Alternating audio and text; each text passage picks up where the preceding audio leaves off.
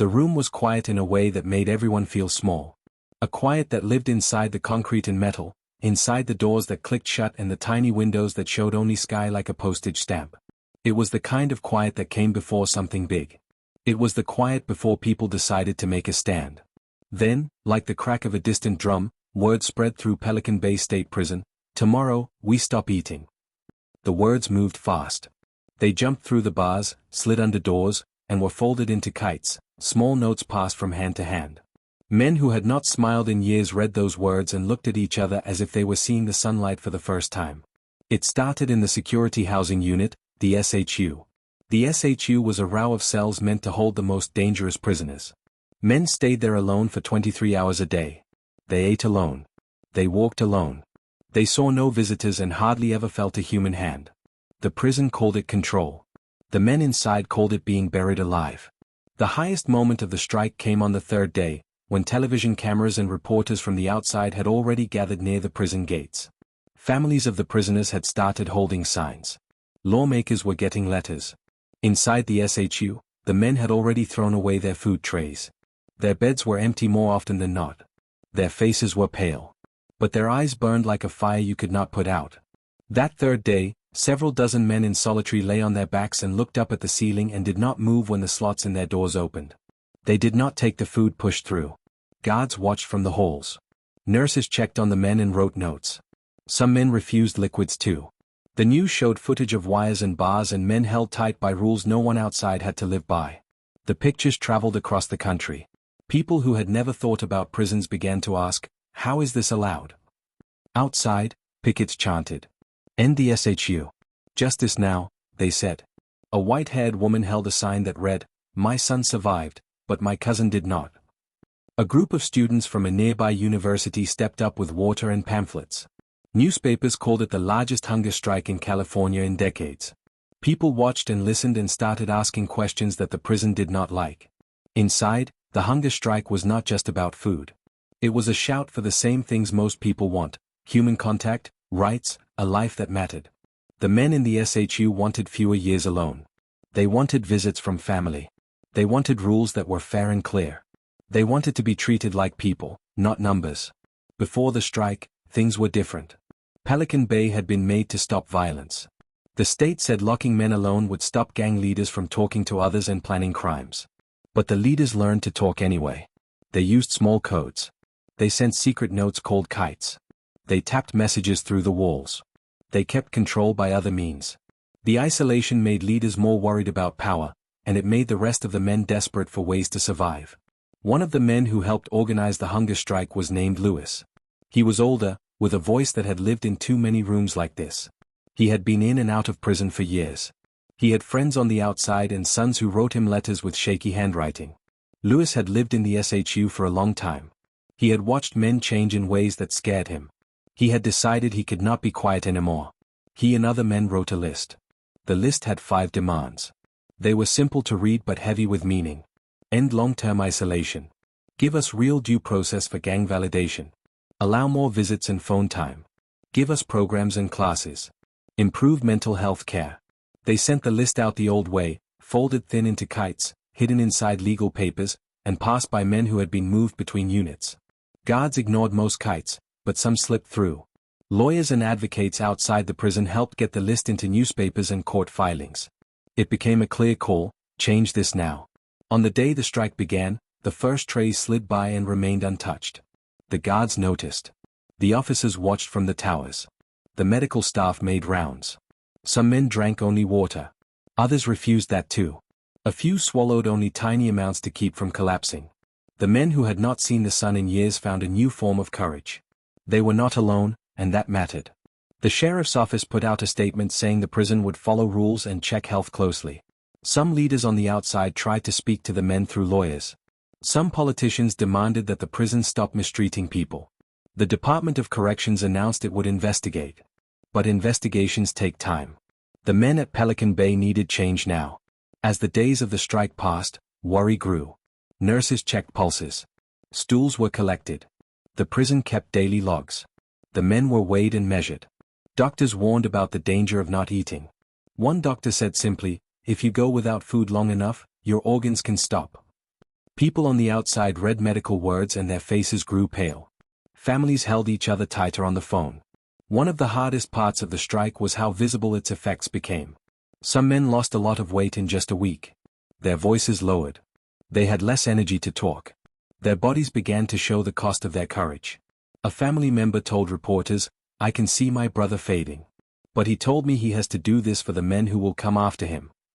That sentence, "He has to do this for the men who will come after him," was like a bell ringing for many people. The strike was about more than one man or one prison. It was about the rules that would affect thousands. Tension grew inside the hierarchy of the prison gangs, too. Some leaders supported the hunger strike. They saw it as a way to force real rules. Others feared a crackdown. A hard choice split the men: follow orders from leaders or follow the strike that might save more men in the future. The choices were not easy. Men argued quietly in corners. Some endorsed the strike and others tried to stop it. In the fourth week, something happened that shook everyone.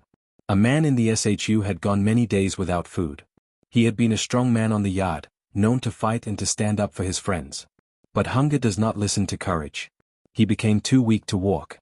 The prison moved him out of the SHU to a hospital outside the complex. News traveled quickly. His family was allowed to visit him while he lay on a hospital bed, pale and thin. The cameras outside picked up the scene. His sister cried on live television. She said, "They left him alone for years. Then, when he tries to change things, they move him away like he's broken." The move of that man to the hospital made the strike louder. People outside grew angrier. More news stories ran. Lawyers filed emergency court requests. The state had to answer. A judge ordered a medical review. The review looked at charts and scans and notes on the men's health. It asked whether the prison was following the law when men were kept alone so long. The judge found that the isolation could be cruel. The idea of cruelty in a place meant to keep people safe made people on TV and radio talk for days. The strike also forced a new conversation about what it means to punish someone. Is punishment only about keeping people safe? Is punishment about changing behavior? Can punishment ever stop being cruel? These were big questions that politicians and journalists discussed at length. The strike made people who had never written a letter to a senator suddenly want to call their office. People who had never thought about prisons wanted to understand why isolation was used at all. Behind the headlines, the men in the SHU had small victories and new fears. One of their wins was that the prison finally agreed to talks with lawyers, with advocates, and with people who had been through the SHU themselves. Those meetings did not fix everything right away. But for the first time in years, men who had been told they were powerless found a way to speak to people who had influence. At one meeting, a man who had been in the SHU for 15 years spoke slowly. He had seen friends come and go. He had seen men lose their minds from loneliness. He told the panel, "This is not about being soft. This is about being fair."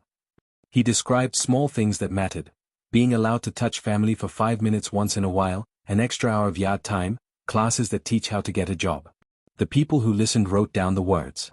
The words were simple. The words mattered. Still, not everyone agreed on the right steps. Some officials said the prison had to be firm to stop violence. They warned that loosening rules might let gang leaders run things from the inside. This worry was not a lie. Prison leaders had power. They had followers. They could cause trouble if they wanted to. The strike was a negotiation of hard truths, safety versus humanity. The men in the SHU wanted both. As the strike moved into its second month, the courts pushed back and then pushed harder. A judge ordered that the prison start keeping better records and make changes to the process that labeled men as gang members without clear proof. The court said the state had to explain why a man deserved decades in isolation. The idea that decades could be given without clear proof shocked many people. The court hearings showed documents and lists and decisions that looked like sheets of paper deciding a person's fate. Meanwhile, the families outside kept coming. They signed petitions and stood on the sidewalk with placards. They had been told little for years. Now they found a voice. One woman, Maria, who had not seen her brother in 5 years, stood in the rain and chanted with others. A reporter asked her why she kept coming. She said, "Because my brother told me his son asked him on the phone if he was still human. How can I stay home if my nephew asks that?" Inside the SHU, men tapped messages through the walls and passed notes in the dark. They taught each other how to hold on. They told each other stories about the world outside and about the small things they missed: touching a leaf, smelling a hot meal, seeing a child laugh. Those stories gave the men strength to keep going. They held on to hope like a secret. Then, one morning, as the strike had entered a critical week, news broke that the state agreed to a settlement in a lawsuit about long-term isolation. The settlement said that the state would change some rules. It promised more careful reviews before keeping someone in the SHU for years. It promised more access to programs and an improved process for deciding who belonged in isolation. For many men in the SHU, the news felt like a small, bright window opening. But not everyone was satisfied. The settlement included phrases that could be interpreted in many ways. Some said it did not go far enough. Others said it was a start. The men in the SHU listened and waited. They wanted the promises to turn into action, not just words on paper. On the day the settlement papers were announced, a crowd gathered at the prison fence. Cameras flashed. Hands gripped the chain link. Someone shouted, "This is a start." Another voice answered, "Keep going." Inside, men peered through slots and small windows and read the headlines that called their action brave or foolish depending on the writer. Some cried softly. Some smiled a little. Some did nothing. Each man felt something different. Just when the strike seemed to be giving results, something shocking happened that pulled the whole story into a new direction. A guard's report said that some men, after the settlement news, had become restless. The report claimed that a small group tried to stage a protest inside the SHU that went beyond refusing food. They wanted to move to the door and shout names, a public call for change. The officers said they feared this could lead to violence if not stopped. Soon, the report spread. Outside, radio hosts debated whether the men had crossed a line. Inside, the men whispered that the prison might retaliate. The fear returned, hard and sudden. The men who had been fighting for change now worried that their actions could be used against them. Then, at dawn on a day that had started with promise, the prison announced that it would remove some men from the SHU and begin a review. The announcement sounded hopeful. But within hours, a small group of men were moved to an out-of-state hospital for monitoring. Families begged for more details. Lawyers demanded records. The state said it was acting in the men's best health interests. And in the middle of that chaos, a short note slipped under a door in the SHU. It was a single sentence written in a small hand. "Tonight, we will decide if we trust them." The paper fluttered like a bird on the concrete floor. Those words fell like a stone in still water. What would the men do? Would they accept the changes slowly? Would they push for more? Or would they risk it all again? At that moment, everyone who watched the story knew one thing for sure: the hunger strike had already changed the conversation. People who had never believed prisons could be different were now thinking about justice in a new way. But the hard work had just begun. The men had taken a big step, and now they faced a choice that could bring more light, or more darkness. Something moved in the hallways. A guard's boot scuffed. A radio crackled. A letter arrived at the desk of a lawyer who had been following the case since the first day. He read it, his brow furrowing. He picked up the phone and dialed a number he had learned to call in emergencies. His voice was low and urgent when he spoke. Outside, the crowd at the fence heard the call, faint, but real. They looked at each other and tightened their grip on the chain link. Inside the SHU, a thin moon slipped behind a cloud. The men lay awake and listened. The air seemed to hold its breath.